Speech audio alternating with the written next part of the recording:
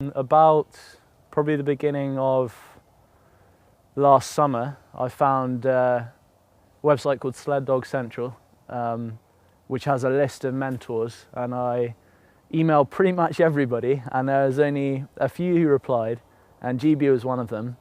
And GB's kind of sounded the most, well, I guess the most fun from the email. You could kind of tell I wasn't just going to be, a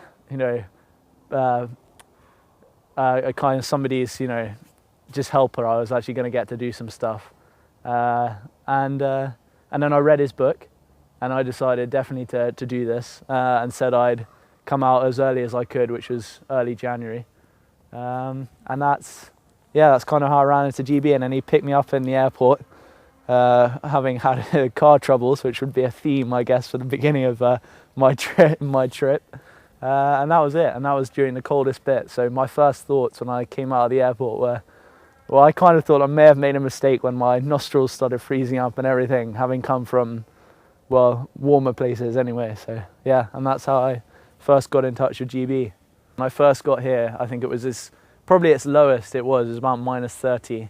And that was when I first moved into my trailer. And then that was pretty tricky because I'd come back and have to thaw out my water and then drink it before it froze again and that sort of thing. But yeah, that's been the best thing about this, because obviously up here, GB doesn't live up here. So I got the company of 20 dogs, or 18 dogs. So most of them, I have all the girls you can trust not to pee on everything in my trailer at night, which is nice. So it was quite funny at first because they found they just watch me, find it all very exciting, especially brushing my teeth. They couldn't get their heads around that, but now they're used to it and they've got their own spots in my trailer.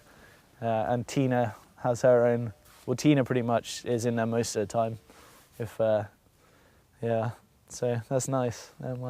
You had three ideas for I guess our big mushing adventure, and one of them was to go to the bus in Denali National Park, and the other was to do the Fur Rondi. But the third one, the one we decided to do, is go up to Rowan Cabin, where there's a mountain bike which was used by Manny, GB's friend, to find aphies when she was missing.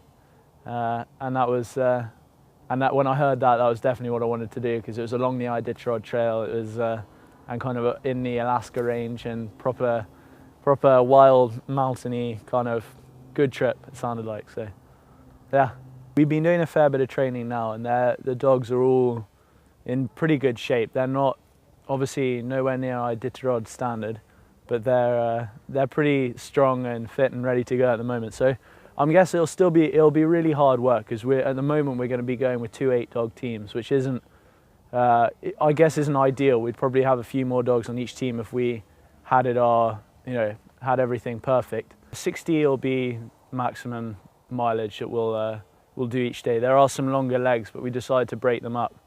Usually in the Iditarod they do those long distances in a day, but we're going to split it up. Like, we did a 60-mile run the other day, and they can all do 60 miles with an empty sled, but that's all 16 of them together. As soon as you break them up into 8, obviously your workload gets a lot more, and we're going to be carrying a lot of stuff with us because we don't have the luxury of necessarily flying everything in and all the rest of it. So our sleds are going to be loaded up fully. So now at the moment in training, like this morning, I fill up the sled with as much heavy stuff as I can, take 8 dogs out and just get them running with a bit more weight in the sled, because that's how it's going to be. If we have a dog that picks up a foot injury, or like Indy was just not with it the other day, they're going to have to ride in the sled, which is obviously going to make it a lot harder again. So those are all sorts of things. And we don't have the luxury of flying dogs out like they do in the Iditarod. But you never know, we might get another couple of dogs each, and that'll just make it a bit easier. But at the moment we'll be going with 2 8-dog teams, which is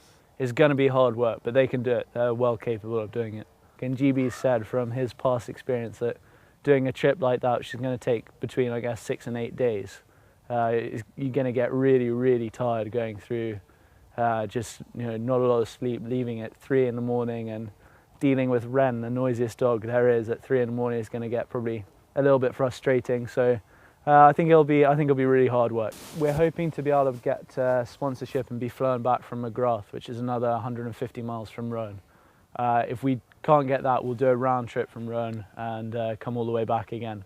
which will be definitely hard work because you have to go back up the Dazal Gorge and the Happy Steps, which are two really tricky stages of the trail. But GB, I think, is probably one of the only people to have done that, so be in good hands. Any book about any musher who's done the Iditarod has something in it about the Dazal Gorge. It's pretty notorious, so that's something we're going to have to certainly be prepared for when it comes along, but it shouldn't be too bad. I guess if someone asked me when I go back what was it like, a lot of fun for sure, and just amazing if you love dogs, but it's also, I guess the thing, it is really hard work, but it's definitely worth it for sure.